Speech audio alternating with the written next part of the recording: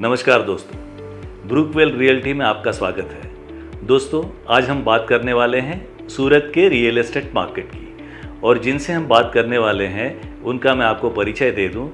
वो हैं हमारे यंग, एनर्जेटिक, होनहार banker turned real estate professional mister Shreyansh Shah. आइए श्रेयांश भाई का हम स्वागत करते हैं आज के पॉडकास्ट में, और उनसे हम जानेंगे सूरत के रियल एस्टेट मार्केट के बारे में। श्रेयांश भाई नमस्कार, आज के पॉडकास्ट में आपका स्वागत है। श्रेयांश भाई, आपके करियर की शुरुआत में आपने की कॉरपोरेट बैंकिंग से, और banker turned real estate professional बन के आपको कैसा लग रहा है? पहले तो देखो, ये जब भी मैंने स्टार्ट किया वो स्ट्रगलिंग पीरियड बहुत ज़्यादा हार्ड था। सबसे पहले तो कहाँ कौन सी डायरेक्शन में जाए वही पता नहीं चला था। फिर स्टडी किया कि भाई सूरत का रियल एस्टेट मार्केट कुछ अलग ही डायरेक्शन में जा रहा है। जैसे कि टेक्सटाइल की अगर बात करूँ तो सूरत में पूरे वर्ल्ड का सबसे बड़ा टेक्सटाइल हब सूरत सिटी है।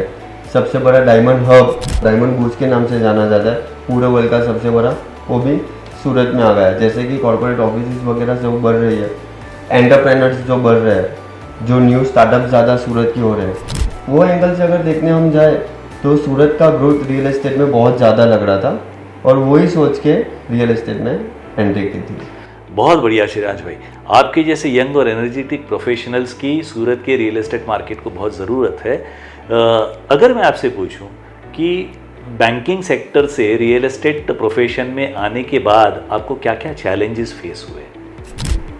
प्रैक्टिकली अगर देखने जाए तो बहुत सारा डिफरेंसेस है। जैसे कि मैं एक कॉर्पोरेट फील्ड का बंदा हूँ, मतलब कॉर्पोरेट फील्ड से मैं आया हूँ, तो मुझे कोई भी चीज़ मुझे चाहिए ना, तो एकदम परफेक्शन के साथ चाहिए, कमिटमेंट के साथ चाहिए, जो कि यहाँ के रियल एस्टेट मार्केट में मैंने थोड़ी कम देखी है। जैसे कि कोई भी प्रॉपर्टी लेता है तो मोस्टली बीच में ब्रोकर रख के लेता है या कोई भी एजेंट रख के लेता है। तो यहाँ का रियल एस्टेट मार्केट ऐसा है कि खुद कमाने के चक्कर में लोगों को मैनिपुलेट करते हैं, फॉल्स कमिटमेंट करते हैं, तो प्रोफेशनलिज्म थोड़ा बहुत कम है। उसकी वजह से जो इन्वेस्टर जो बाहर से आना चाहते हैं वो थोड़ा डर के आ रहे हैं कि भाई कोई अच्छा अगर नहीं मिला ना तो हमारे पैसे से ही फंस ना जाए। तो बस वही प्रोफेशनलिज्म मैं लाना चाहता हूँ, और मैं एक ऐसा सूरत में, हमारी ब्रुकवेल रियल्टी एक ऐसी फर्म है जो सिर्फ कॉर्पोरेट सेक्टर में ही आगे बढ़ती है। जैसे कि हर एक कमिटमेंट हम पूरा मार्केट रिसर्च करने के बाद ही कमिट करते हैं। बहुत बढ़िया श्रेयांश भाई, तो आप ये कहना चाहते हैं कि ब्रुकवेल रियल्टी सूरत के रियल एस्टेट मार्केट में एक world class service standard establish करना चाहते हैं, जिसमें कॉर्पोरेट इन्वेस्टर्स को वर्ल्ड क्लास सर्विसेज मिले, बहुत अच्छी प्रॉपर्टीज मिले, वो ट्रस्ट डेवलप कर पाए, है ना? हम ये कह सकते हैं, बराबर है? अभी श्रेयांश भाई, अगर मैं आपसे ये पूछूं कि सूरत का रियल एस्टेट मार्केट इन्वेस्टर्स के लिए अगले 5 से 10 सालों में क्या रिटर्न्स लेकर के आने वाला है, तो आप क्या एडवाइस करेंगे? इन्वेस्टमेंट की अगर बात करें तो सूरत में सबसे ज़्यादा डेवलपमेंट हो रहा है।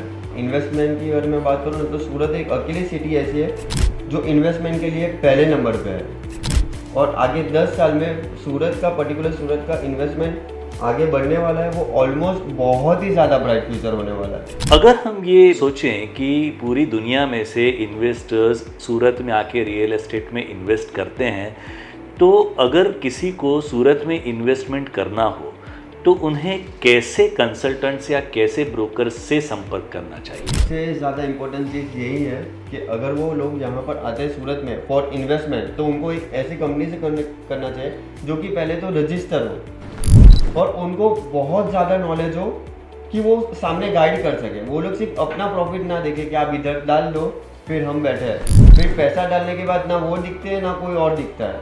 तो सबसे पहला कमिटमेंट और कौन से लेवल पे कौन सा ग्राफ हम टच कर सकते हैं, वो सबसे ज़्यादा इम्पोर्टेंट है।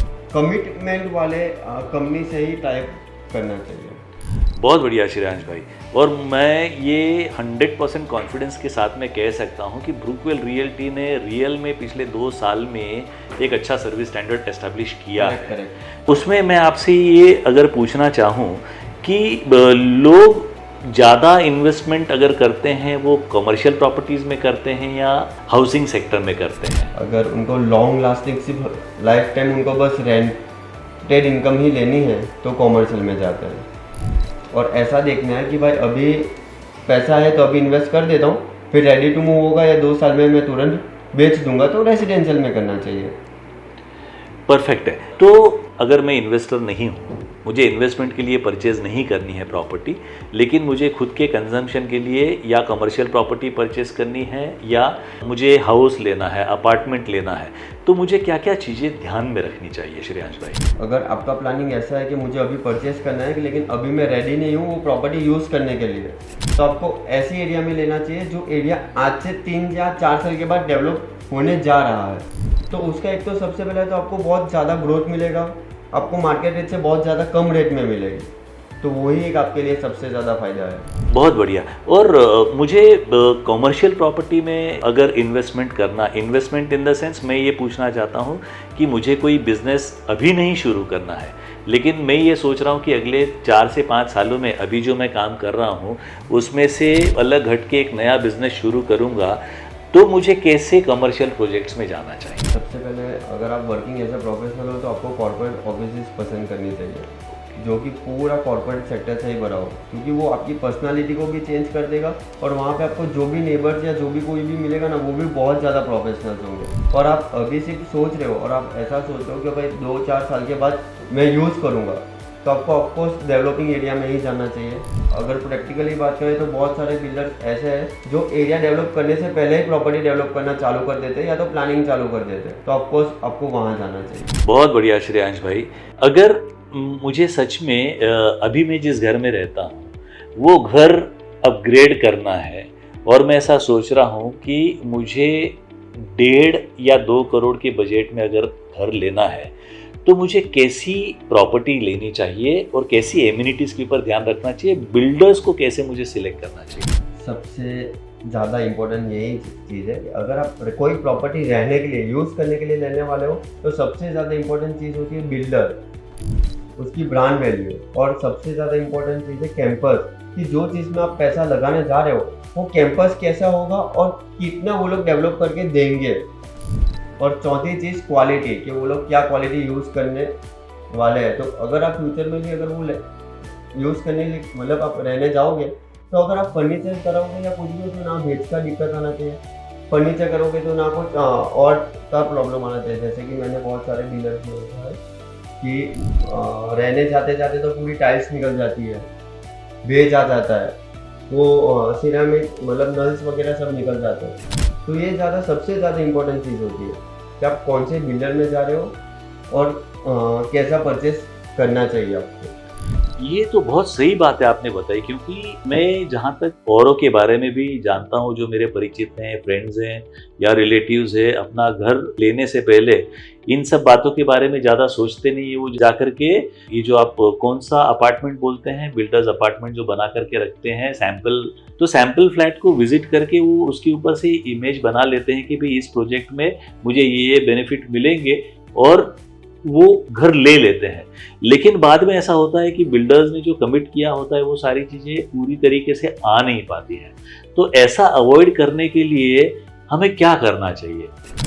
सबसे पहले तो फायदा नहीं देखना चाहिए। बहुत बढ़िया। 50% लोग अभी भी ये सोच के प्रॉपर्टी लेने जाते हैं कि भाई फायदा कितना होगा। जैसे कि फॉर एग्जाम्पल के करोड़ की प्रॉपर्टी है, तो भाई आप कितने में दिलाओगे, मेरा फायदा क्या।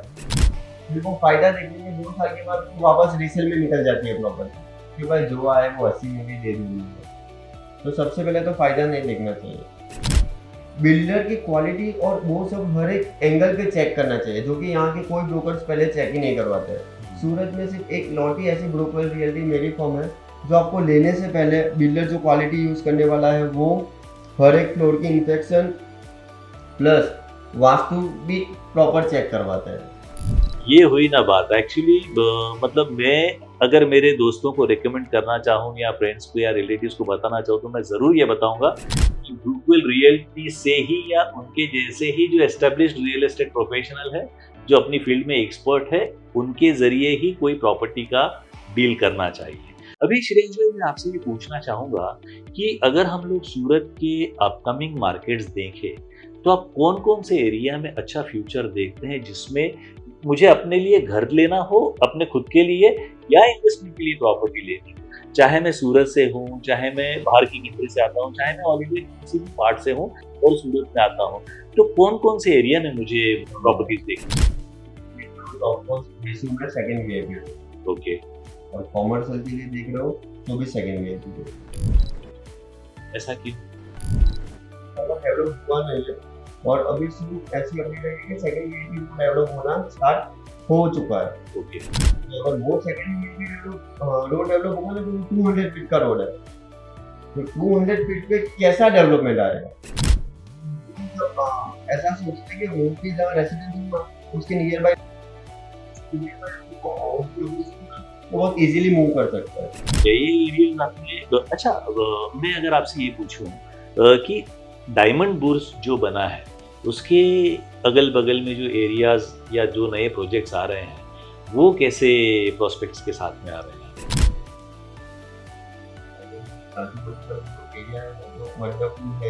उसका फ्यूचर तो बहुत ज़्यादा ब्राइट है, क्योंकि वहाँ लोग जो मोस्टली जो डायमंड बुर्स में मतलब डायमंड बुर्स के आजू बाजू जितने भी लोग आएंगे ना वो मोस्टली डायमंड बुर्स में जॉब करते हो, खुद का बिजनेस होगा तो ही वो डायमंड बुर्स के आजू बाजू प्रॉपर्टी परचेस करेंगे। उनका सबसे पहला रीज़न ये है कि उनके पास ज़्यादा टाइम होता नहीं है। मेरे घर के मतलब मैं जहाँ रहता हूँ उसके एकदम नियर बाय हो तो वॉकिंग डिस्टेंस में चल सकूँ। 4800 ऑफिसेस है और मैं गया हूँ मुंबई के बीजेपी में भारत डायमंड बुर्स में। वहाँ पर डे का अगर लोगों की काउंटेशन की बात करें ना तो 2 से 3 लाख पब्लिक तो डेली की वहाँ पे है। 700 या 2800 ऑफिसेस है, यहाँ पे 4800 ऑफिसेस है, तो यहाँ पे मार्केट कहाँ टच करेगा? इंडिया का सबसे बड़ा कमर्शियल कॉम्प्लेक्स है। एकदम सही सुना है। तो यहाँ तो मतलब इन्वेस्टमेंट के प्रोस्पेक्ट्स बिल्कुल बनते हैं। बहुत ज़्यादा अच्छा, बहुत ज़्यादा अच्छा। अच्छा श्रेयांश भाई, मैं आपसे रिक्वेस्ट ये करना चाहता हूँ, ऐसी सीरीज शुरू करें जिसमें मतलब रियल एस्टेट से रिलेटेड किसी के भी मन में कोई भी सवाल हो, क्योंकि आप रियल एस्टेट के एक अच्छे एक्सपीरियंस्ड प्रोफेशनल हैं, आपको बहुत उसका गहरा ज्ञान है और आपने कई कॉरपोरेट कंपनीज को और कई कॉरपोरेट एम्प्लॉयज़ को और कई इंडस्ट्रियलिस्ट और बिजनेसमैन को सूरत की प्रॉपर्टीज आपने दी है। तो अगर हम ऐसा एक सीरीज शुरू करें जिसमें मतलब किसी को भी रियल एस्टेट के बारे में या सूरत के रियल एस्टेट के बारे में या कहीं के भी रियल एस्टेट के बारे में अगर कोई सवाल पूछना हो या कोई इन्फॉर्मेशन जाननी हो तो क्या वो आपसे संपर्क कर सकता है? ऑफ कोर्स कभी भी 24/7 कभी भी कांटेक्ट कर सकते है ना। और हम ऐसी एक सीरीज शुरू करते हैं जिसमें हम लोग अलग अलग एस्पेक्ट्स के ऊपर अच्छी इंफॉर्मेशन दें जिससे लोगों को फायदा हो, उनके डीलिंग्स बेटर बने, उनके सेविंग्स बढ़े, उनको अच्छी प्रॉपर्टीज मिले और बिल्डर्स को और कस्टमर्स को दोनों को एक विन विन सिचुएशन हो। ऐसा एक सिनेरियो हम ब्रुकवेल रियल्टी के प्लेटफॉर्म पर क्रिएट करना हम प्लान कर सकते हैं। तो आइए शुभ से शीघ्रम इसको हम शुरू करते हैं, है ना श्रेयांश भाई। बहुत बहुत अच्छा लगा आपसे बात करके, बहुत बहुत वास्ट एक्सपीरियंस रियल्टी में इतनी कम एज में आपने इतना अच्छा मकाम ब्रुकवेल रियल्टी के लिए हासिल किया है, इसके लिए आपको बहुत बहुत कॉन्ग्रेचुलेशंस। हैं। धन्यवाद।